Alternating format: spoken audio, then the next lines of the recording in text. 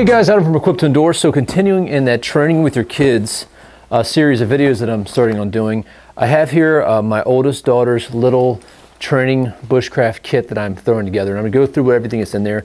But first, I kind of want to throw at you guys some philosophy or some ideas, some concepts behind this. And also, since we're coming up on the Christmas season, I want to throw a warning out to parents as well. Let's do the warning first. So my initial response for doing this with my daughter, she's shown some interest in the outdoor stuff, going hiking with me, wanting to go camping, doing some camping trips. So being the dad of 3 little girls, the chance to go out and get something that's not pink or Barbie related, I was really thrilled upon. But I stopped and thought about it. I didn't want to bombard my daughter with all outdoor related gears this holiday season.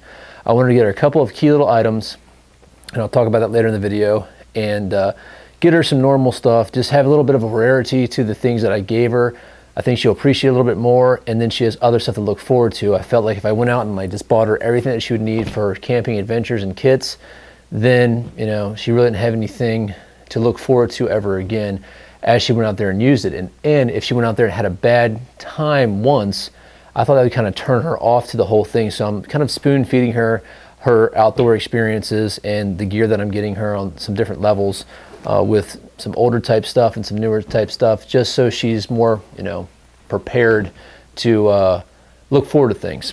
So with that, I would put a warning out there. If your kids are just coming of age, I wouldn't bombard them if they want a, Superman action figure, and they also want a new, Swiss tool.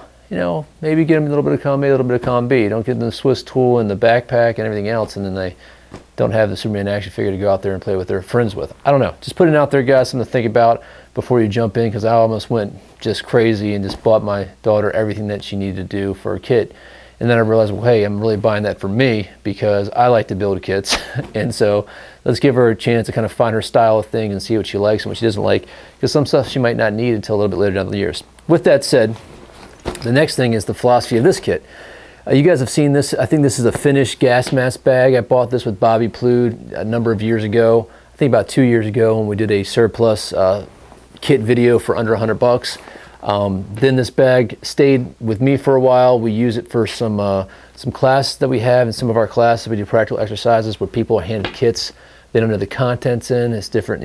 One might be a bag of stuff bought at Walmart. One might be a kind of a medical kit. One might be kind of a backpacker type kit, and they have to go and improvise, adapt, and overcome whatever scenario we put them in.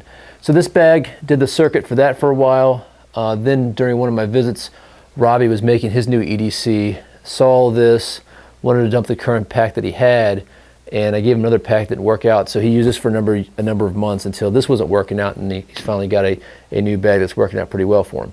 So just to go over the modifications I put on this, my daughter will be 7 here soon.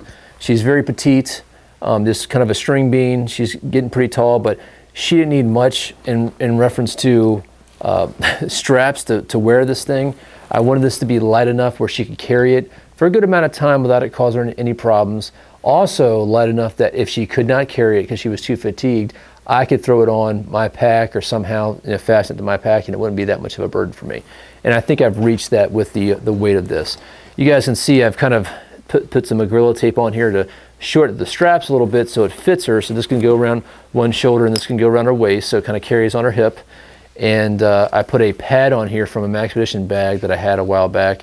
So it's pretty comfortable for her to wear. It's not really a high speed, super expensive backpack. I think we bought this thing for like 10, 15 bucks maybe, this bag. So if she destroys it or is dragging it around, gets holes in it or whatever, we teach her how to patch it up and stuff like that. And then once she's ready to graduate to a larger pack, she can really appreciate that new, lightweight, double shoulder pack and whatnot.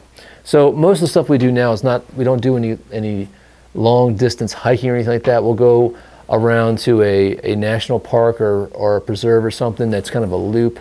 We'll walk out there. We might camp out for a few hours and just have some hot dogs or some hot chocolate or whatever, and just chill out, have a little lunch, and then head back.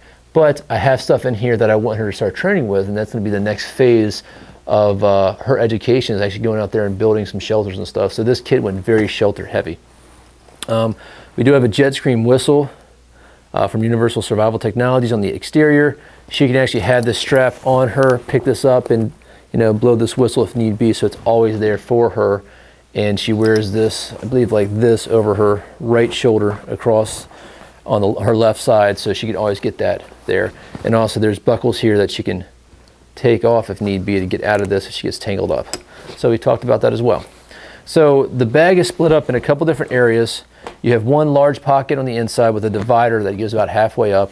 And then as you guys can see these seams on the front, there's a couple little pockets there that we've organized all of our stuff well. So we're really, you know, hitting up all the elements of survival, you know, talking about shelter, fire, and water.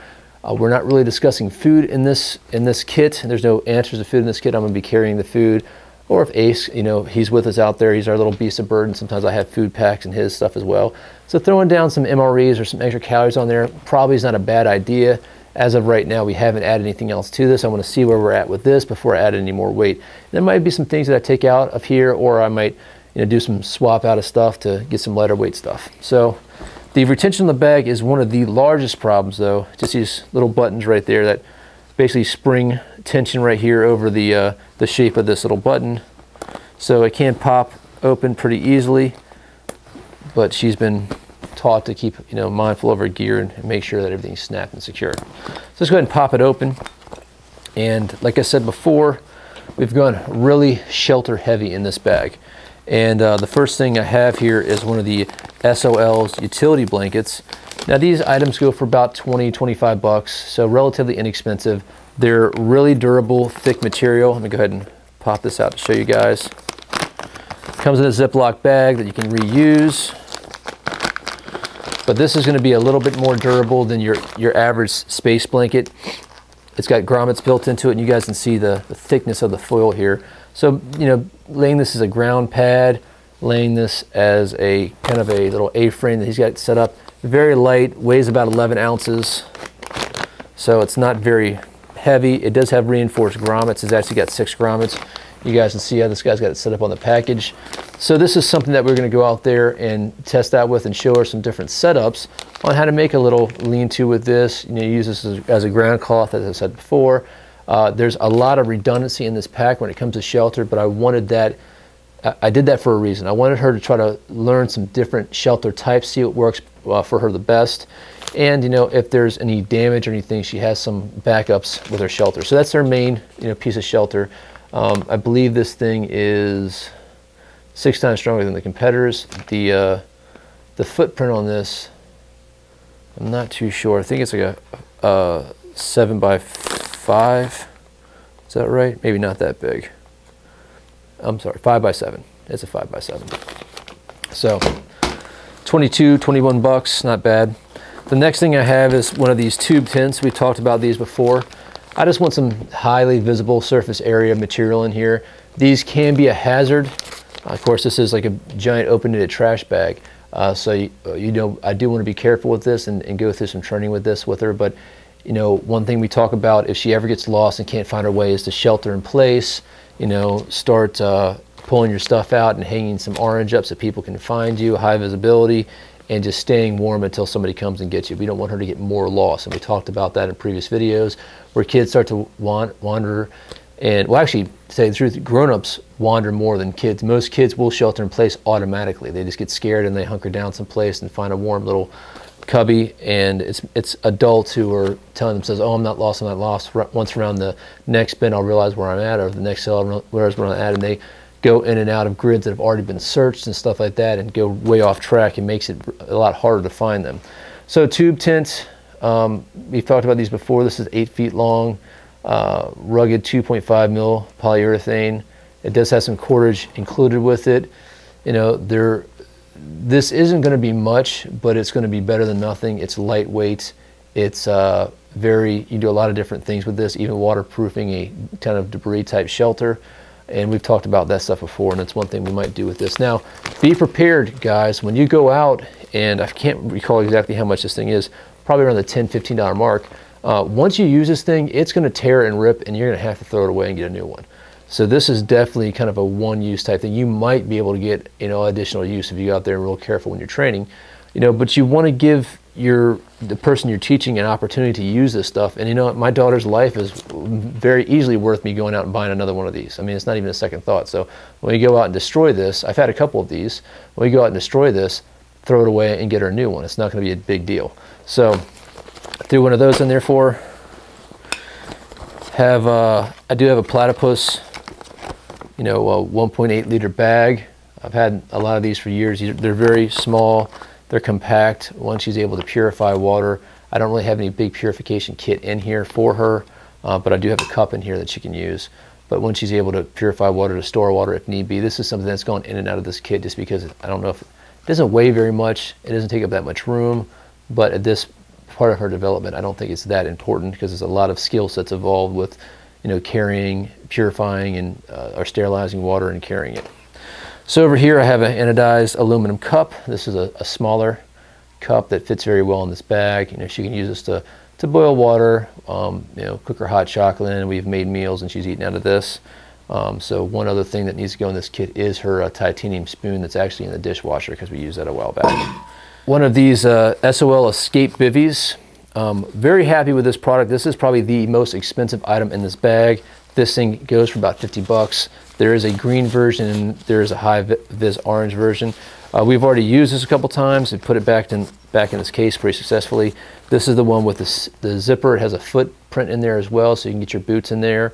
It's just a mylar material. It's very, very durable. It's a lot more durable than some of the other materials. Now, this is just one thing that you can use with your sleeping bag to increase the rating on your sleeping bag. One thing that we've tested out with this, it's very successful because of her height, is that we've actually filled the bottom half with debris, leaves, pine needles, and we can fold that over and lay it underneath. So this thing's got kind of a built-in sleeping pad. It takes a little bit extra work. And then she can, once it's folded over, she can still slide her body in there on the top half, have a little padding underneath. It's going to, you know, be an extra layer of protection against the ground, a little bit softer for her to sleep more comfortably. Of course, you're not, you know, super worried about comfortability, how comfortable you are out in the woods. But it's just one way we were thinking of how to innovatively use this tool to better the situation. And we're going to add, like, you know, not just that one level against the ground. There's actually, you know, 3 other levels. We have the first mylar layer, any medium that we put between the next mylar layer, and then you have her mylar layer that's touching her skin. So I thought that was a pretty good idea. It was pretty cool that we got that to work. This is going to be one of the pricier items in here. Like I said before, this is going to be 50 bucks. You might be able to find it a little bit cheaper on Amazon. There are several uses of this thing. You know, not to say that it is bulletproof. You can still damage these things, get replaced. But I thought that the lightweight of this, how compact it is, and again, we can use this in support of her sleeping bag that I actually bought her for Christmas. I got her a really good 4-season bag, where even if we take that out in the normal season, she can sleep on top of that and inside something like this. And or if it gets super cold out, we can have this as an extra barrier. So very, you know, very good piece of equipment. I'm definitely gonna get another one for me because she stole mine. I got one little, probably a 25 hank of 550 cord. Now this little first aid kit, it says Coleman, but it's not a Coleman kit. I just used the bag. I've kind of put something together myself in here. This is just literally her boo-boo kit. You know, kids don't do well with, you know, super glue and duct tape for, you know, most wounds. So I did throw some Band-Aids, some Neosporin, some alcohol wipes and stuff like that. A little bit of moleskin, some gauze pads. Just peace of mind. She's still at that age that a Band-Aid fixes everything, and you know, she's got some abrasions and some cuts out in the woods, and you know, there's, you know, a couple tears, nothing big, and then we clean it off real quick and throw a bandage over it and we're good to go. So that's more for her, but it's still important. And she knows in here, like the alcohol pads in here can actually be used to start a fire. We've done that as well. So multi-purpose there. And now we're going to get into the folded areas of this bag, and there's a couple separate pockets. So we're going to flip this up. The first thing you guys can see is I have some tarred bank line that's wrapped up, probably 100 feet or so. Some additional, I think these are the 3 mil trash bags. So thick trash bags. She knows how to use these, you know, to make a raincoat. You can make a mattress on this to make shelter. So this is one of those other things we're going to go out and use this and tear this up and teach how to cut these to make different shelters. And this is all about training, but having a couple extra trash bags in your kit, just like Ron Hood used to always say, you can do so much with them. So of course, more shelter stuff. Another one of these SOL survival blankets, these heat sheets. This one I've used several times. This is a 60-inch by 90-inch. Folds up very well. You guys can see how it's not factory folded anymore. We've used this several times to make lean-tos, to make little shelters. I've used these to make fire reflectors. You guys have seen that. Just a blanket, ground cover. These things are awesome. They're very stretchy, so you don't poke a hole and pop them like other brands. They actually have a great amount of flex where you can actually kind of almost like plastic wrap. It has like a stretch like plastic wrap. It's a great item, very inexpensive. They cost about $5.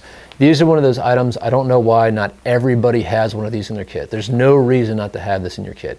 I mean, just the application of this from making, from ground tarp to gear cover, first aid, shelter making, phenomenal. And $5, you can't beat it.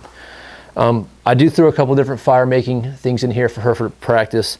This is the fire fixing. We have some impregnated jute twine, wax impregnated jute twine, and some fatwood. You guys can see how thin this fatwood has become because we have used it several times.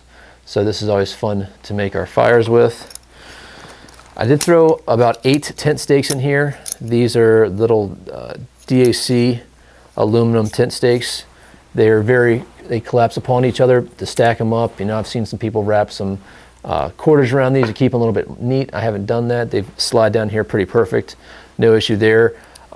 They have small holes in there for tie-offs. Works really well with the bank line or the 550 cord, but just a little bit easier for her to use than going out there and producing her own tent stakes. I mean, her motor skills are getting there in reference to being able to carve and everything, but they're not there to the point where she's really efficient at doing that. She's really got to focus. And if I can throw something in there that's lightweight, that's inexpensive, I mean, these cost a couple bucks, and no problem there. So that was one thing given to me by a friend of mine that I put in my my daughter's kit.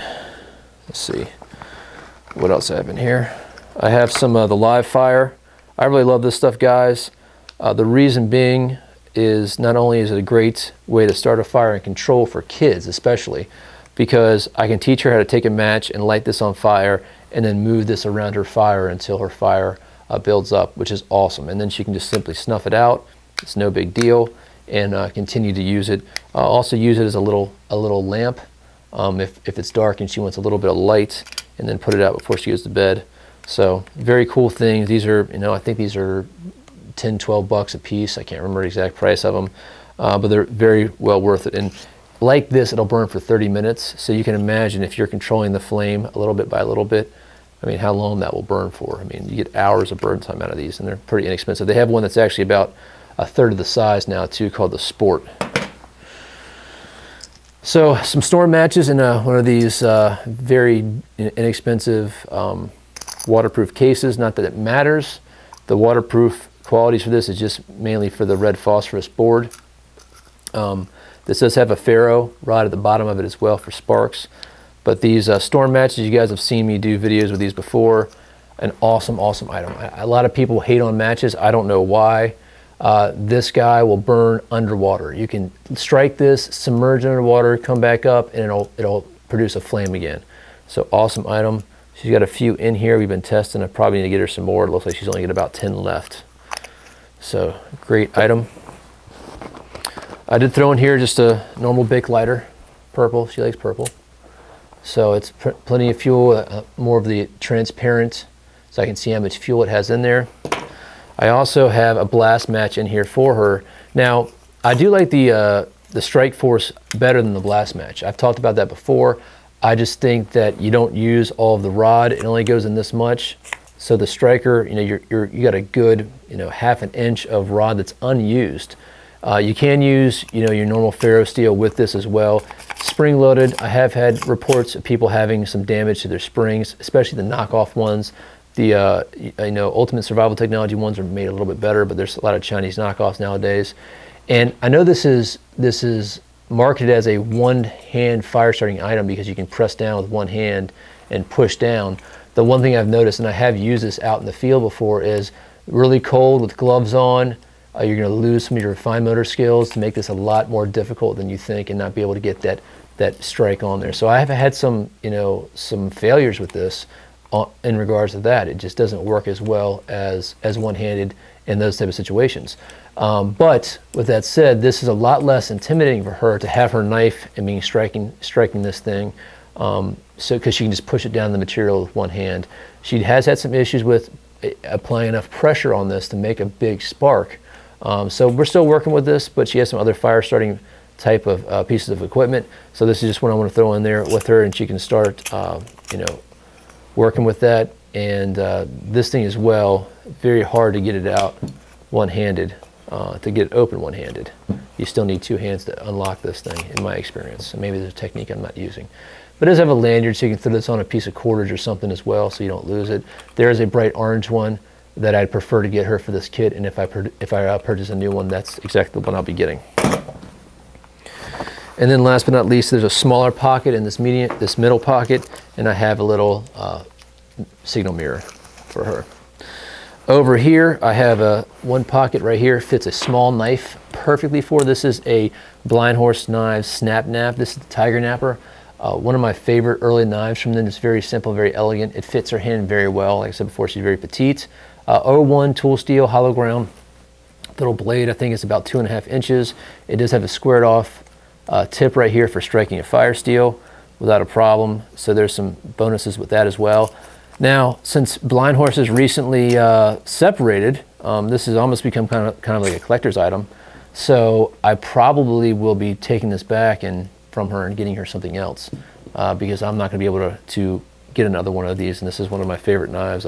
Blind Horse was one of my favorite knife companies, and I'm sad to see them go, but I'm sure they'll move on to different companies that will produce great stuff. LT and Dan are great people.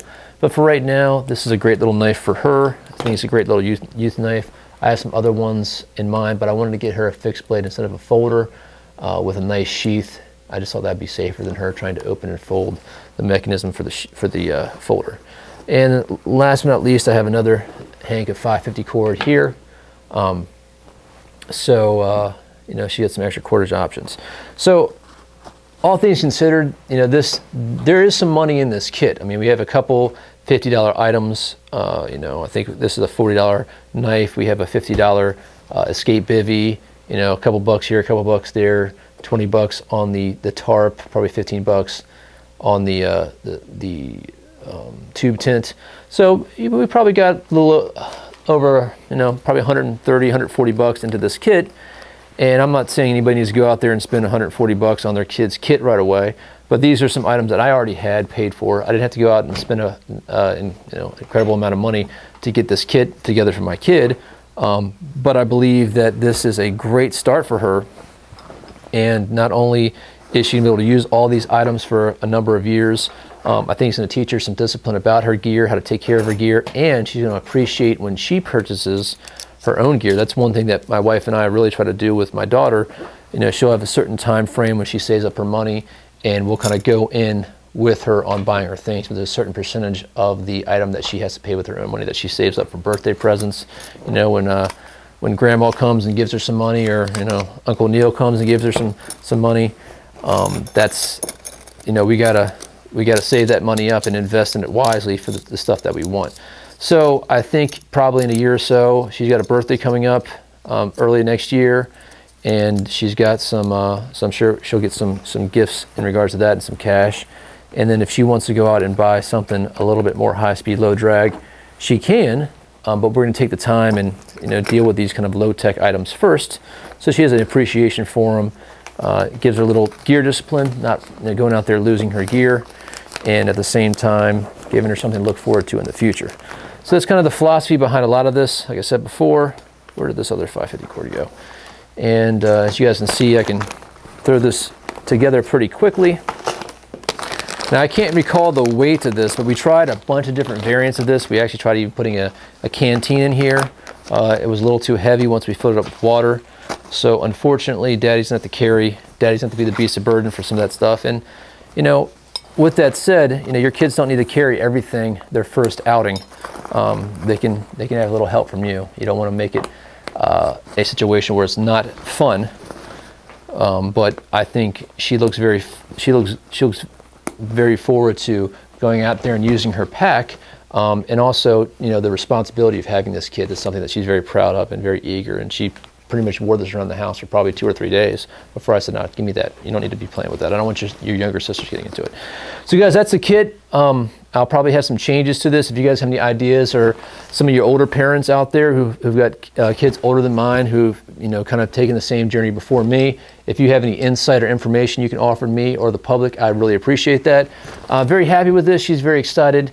It is very cold right now. We're, of course, in mid-December, and we've been hovering around that everything between 17 degrees and you know, mid-30s. Now I know you guys are like, oh man, it's 20 degrees below. Well, I'll tell you, in this area it's very humid, and there's a lot of water in the air. It feels a lot colder than the wind chill.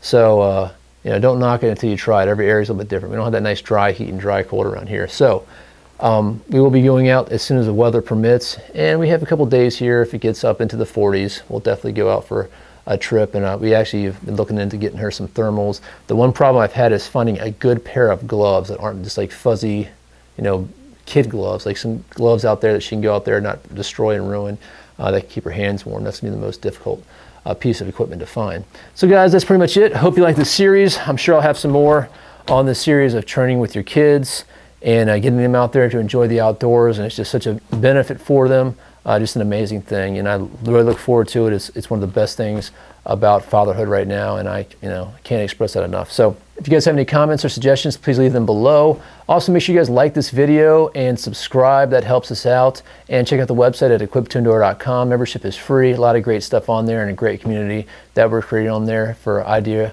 sharing and learning. So hope you guys like it. Adam from Equipped Endure. If you have any questions or comments, please email me at adam@equippedendure.com. You guys take care, be safe out there, and remember, if you're not always prepared, you're never prepared. Thanks.